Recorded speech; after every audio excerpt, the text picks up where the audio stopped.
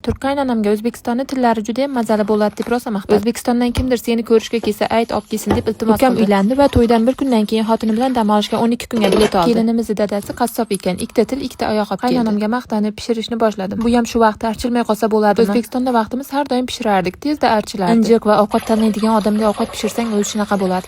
Kesib tashladim keyin. Tezroq pishsin deb turkcha qozonni ichiga solib qo'ydim. O'g'lim bir tarafdan yig'lab yotibdi, ochqab ketgan. Uni ovqatlantirishim kerak. Tilga qo'shib sabzavotlardan solib qozon tagini yoqib qo'ydim. O'g'limni ovqatlantirayotgan vaqtim pardaga qarab ovqat otvordi. Yog'li ovqat bo'lgani uchun ketadimi, ketmaydimi deb rosa qo'rqdim. Ukam O'zbekistondan bavi olib kelgandi. O'sha bilan yuvdim, qorday oppoq bo'ldi. Ovqat yog'i to'kilgan joyga 2 qoshiq bavi soldim. Qaynab turgan suvni ustiga to'kdim va 15 minut kutib turdim, keyin kir moshinaga soldim. Kir mashinadan chiqqandan keyin nam vaqti joyiga osib qo'ydim. Joyida qurib, hujum bo'lgan joylari ham yoyilib ketadi. Bavi O'zbekistonda Kardinka va uzum marketlarda topiladi. 2 soatdan keyin tilimiz ham pishdi. Bu qozonda qanaqa go'sht pishirsangiz ham 2 soatda yumshoqqina qilib beradi. Til yemaydi. U uchun boshqa ovqat qildik va qaynonam bilan mazza qilib yeb oldik. Tilni kimdir bankada pishiradi, kimdir qozonda. Qaysi biri to'g'ri? Kommentariyaga yozib keting.